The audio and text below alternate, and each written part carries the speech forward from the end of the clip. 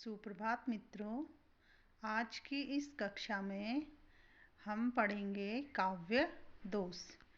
काव्य दोष के लिए महाकवि तुलसीदास जी ने भी कहा है कि विश्व गुण दोष में, अर्थात जो सृष्टि की रचना में गुण है तो दोष भी है, किंतु काव्य की रचना में निर्दोषता पर बल दिया गया।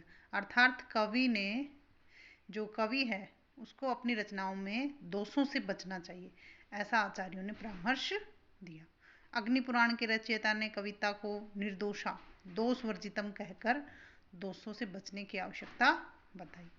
आप इसको इस तरह से भी समझ सकते हैं कि काव्य दोष उन बातों को कहते हैं जो काव्य रस के आस्वादन में, अर्थात काव्य का आनंद लेने में बाधा पहुंचाती है, जो काव्य के रस की हानि करती है, तो वो काव्य दोष कहलाते हैं। इसको सुंदर उदाहरण से आप इस तरह से समझ सकते हैं कि जैसे सुंदर भोजन में कोई कंकड़ आ जाए, हम बहुत ही स्वादिष्ट भोजन कर रहे हैं और उसमें तभी कोई कंकड़ आ जाए तो भोजन का जो समस्त आनंद है वो नष्ट हो जाता है। या फिर भोजन करते समय कोई बाल आ जाए तो जो भोजन है, जो हमें बहुत अच्छा लग रहा था, स्वादिष्ट लग रहा था, और उसका जो सारा मजा है वो किरकिरा हो जाता है। तो वैसे ही काव्य में भी कोई दोष आ जाता है तो काव्य के समस्त आनंद को नष्ट कर देता है। अब आगे हैं काव्य दोष की कुछ प्रमुख आचार्यों द्वारा दी गई परिभाषाएं। जैसे वामन जी के द्वारा हैं, गुणों के विरोधी दोष कहलाते हैं। गुण के जो विरोधी होते हैं, गुणाम विप्रियानाम आत्मनाम दोषाम, कि गुणों के विरोधी दोष कहलाते हैं। गुण के जो विरोधी होते हैं यानी गुण के विलोम, क्योंकि गुण में तो किसी चीज़ की प्रशंसा की जाती है और दोष में उसके दोष बताए जाते हैं। तो गुणों के जो विरोधी होते हैं वो दोष कहलाते हैं। और विश्वनाथ जी कहते हैं कि रस अर्थात काव्य के आनंद को हानि पहुंचाने वाली बातें ही दोष है। अर्थात काव्य का जो हमें आनंद मिल रहा है और उस आनंद में जब हानि पहुंचाई जाती है, एकदम से कोई उसमें दोष आ जाता है, कोई ऐसी बात आ जाती है जिससे काव्य के आनंद में हानि पहुंचती है, तो वो दोष कहलाती है। काव्य के मुख्य अर्थ अर्थात रस की हानि ही दोष। मम्मट कहते हैं, आचार्य मम्मट, की काव्य में जब हम उसका रस ले रहे हैं, काव्य को पढ़ रहे हैं, उसको सुन रहे हैं, और तभी क्या हो उसमें कोई दोष आ जाए तो उसकी जो रस है उसकी हानि हो जाती है, या उसका जो रस था वो खत्म हो जाता है। अब आगे आते हैं जयदेव। उद्वेग को उत्पन्न करने वाली बातें दोष। उद्वेग, क्योंकि हम काव्य में जब आनंद ले रहे हैं और आनंद लेते लेते अचानक से उद्वेग, एक इस तरह से कह सकते हैं कि गुस्सा या नफरत सी पैदा होने लगी उसको सुन के कि ये क्या हो गया, इतने दो उसमें जो हमें आनंद आ रहा था और आनंद में जो बाधा उत्पन्न होगी, तो उसी को दोष कहते हैं।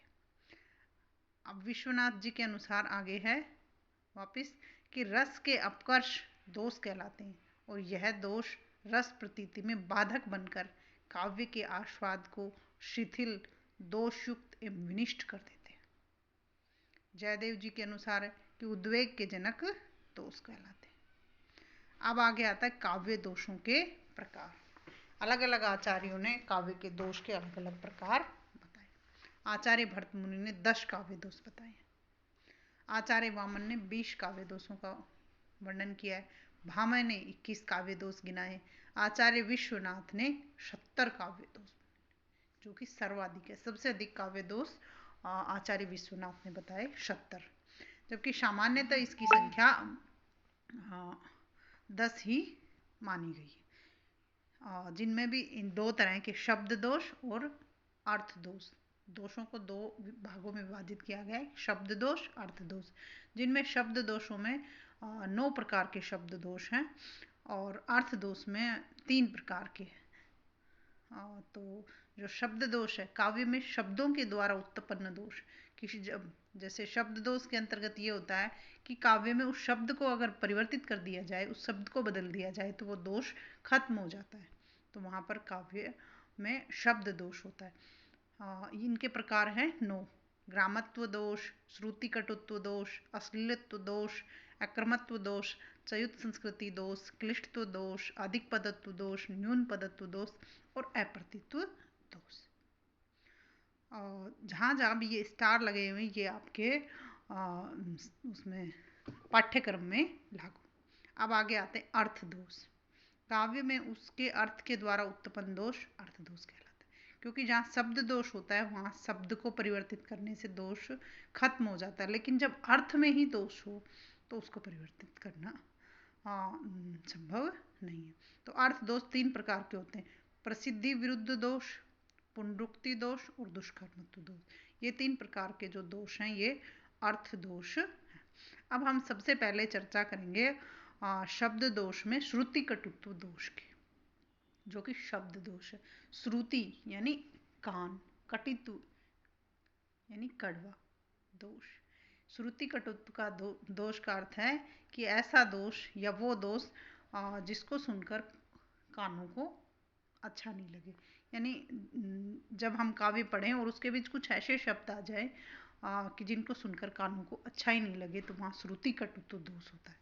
आचार्य वामन ने इसे कष्ट का नाम भी दिया है, श्रुति विरस कष्टकम, कि कानों को सुनने में भी कष्ट हो ऐसा रस। केशव दास ने इस दोष को कर्ण कटु की संज्ञा दी कि कानों को ये कैसा लगता है, कड़वा लगता है। कहन नी को लागई सो कहियत कर्ण कटु कर्ण, केशव दास कवित्व में भूली न ताको वर्ण। केशव दास जी कहते हैं कि कहन नी को लागही सो कहियत कर्म कट, कि कहने में न नहीं, नीको अच्छा, लागही लागे, शो वह, कहियत कहते हैं कटु कर्ण, कि कहने में भी जो अच्छा नहीं लगता उसको कर्ण कटु कहते हैं, जो कानों को सुनने में कड़वा लगे। केशव दास कवित्व में भूली नाता को वर्ण। केशव दास जी कविता में भूल से भी ऐसे वर्णों को प्रयुक्त नहीं करते हैं। केशव दास जी कह रहे हैं कि भूल से भी काव्य में ऐसे वर्णों का प्रयोग नहीं होना चाहिए। इस दोष में ट, ठ, ड, ढ, अण वर्णों का मुख्यतः प्रयोग होता है। ओज गुण की यह विशेषता है, अतः श्रुति कटु जो दोष है मुख्यतः ओज गुण में ही पाया जाए। वर्ण वर्ण सदैव जिनके हो विभूषण, कर्ण के क्यों न बनते कवि जनों के ताम्रपत्र सुवर्ण के। ये इसके उदाहरण है कि वर्ण वर्ण अण अण वर्ण की इसमें आवृत्ति हो रही है और इसकी वजह से ये, और त्रय वर्ण ये अण वर्ण की आवृत्ति और इसमें ओज गुण होने से, और ये अण वर्ण आने से, बार बार ये आने से कानों में कोई कड़वा लग रहा है, तो इसमें कर्ण कटुत्व दोष है। इसी तरह एक दूसरा जो दोष का इसी का उदाहरण है जो मुझे ध्यान आ रहा है वो है कि कटर कटर तंदूल चबात हरी, हंसी हंसी के हीरा चटकात हेरी रुक्मणी महारानी के।